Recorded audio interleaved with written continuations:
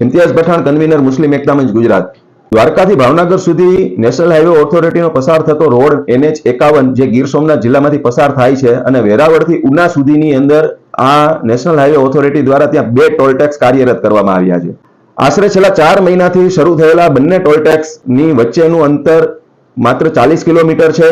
2022ના March મહિનામાં દેશની સંસદની અંદર રોડ અને ટ્રાન્સપોર્ટ મિનિસ્ટર નીતિન ગડકરી દ્વારા એક એવું સ્ટેટમેન્ટ આપવામાં આવેલું હતું કે 2 ટોલ ટેક્સ વચ્ચેનું જે અંતર હોય એ 60 કિલોમીટર હોવું જરૂરી છે। 60 કિલોમીટરની અંદર કોઈ પણ ટોલ ટેક્સો આવતા હશે એ ગેરકાયદેસર ગણાશે અને એને બંધ કરવામાં આવશે। પણ અહીંયા તો ઉલટી ગંગા છે કે આશરે 4 મહિના પહેલા 2 ટોલ ટેક્સ કાર્યરત કરવામાં આવ્યા અને બંને ટોલ ટેક્સ વચ્ચેનું અંતર માત્ર 40 કિલોમીટર છે। સાથે સાથે આ જે રોડ છે એનું કામ 2016 ની અંદર આ પ્રોજેક્ટ શરૂ થયો ત્યારથી લઈને અત્યાર સુધીમાં પૂર્ણ નથી થયું। એટલે કે આ જે ટોલ ટેક્સ જે જગ્યા ઉપર ઉઘરાવવામાં આવે છે એ વેરાવળથી ઉના સુધીમાં અનેક ઓવરબ્રિજોનું કામ બાકી છે, અનેક ડાયવર્ઝન છે, રોડ ઉપર વીજપોલ છે, વાહન ચાલકોની સલામતી જોખમાય એ રીતે જોખમી ભરી રીતે કામ ત્યાં અત્યારે શરૂ છે। માનો કે બ્રિજની ઉપર કામ શરૂ હોય ને નીચેથી સર્વિસ રોડ ઉપરથી વાહનો પસાર થતા હોય, આ પ્રકારની જોખમ ભરી રીતે પણ કામગીરી શરૂ છે।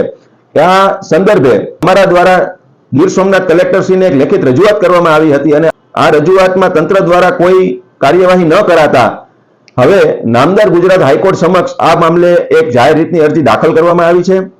આ PIL ની અંદર અમારી માંગ એવી છે, આ બંને ટોલ ટેક્સ 40 કિલોમીટરની અંદર છે તો એનું અંતર યોગ્ય કરવામાં આવે। સાથે સાથે ટોલ ટેક્સ જે છે એ કામ હજી પૂરું નથી થયું, શરૂ કરી દેવામાં આવ્યા છે। એ કામ પૂરું ન થાય ત્યાં સુધી આ ટોલ ટેક્સને બંધ કરવામાં આવે અને અત્યાર સુધી જે 4 મહિનાથી જે ટોલ ટેક્સ ઉઘરાવવામાં આવ્યો છે તમામ વાહન ચાલકોને એમના એકાઉન્ટની અંદર તમામ વાહન ચાલકોને પૈસા પરત કરવામાં આવે। સાથે સાથે નેશનલ હાઈવે ઓથોરિટીની એક એપ્લિકેશન છે રાજમાર્ગ યાત્રા એપ્લિકેશન, આની અંદર પણ આ બંને ટોલ ટેક્સનો કઈ ઉલ્લેખ નથી। અને જો માંગરોળ કે કેશોદથી કોઈ પ્રવાસીઓ કોઈ વાહન ચાલકો જો આવે છે તો એમને પેલા દારી ટોલ ટેક્સ ચૂકવવાનો, ત્યાંથી 24 કિલોમીટર ચાલે એટલે સુંદરપરા આવી જાય અને સુંદરપરાથી પાછું 40 કિલોમીટર ચાલે એટલે વેળવા આવી જાય। એટલે ટૂંકા અંતરની અંદર પણ લોકોને 3 વાર 2 વાર ટોલ ટેક્સ ચૂકવવા પડે છે। આ લોકોના ખિસ્સા ઉપરનું ભારણ છે।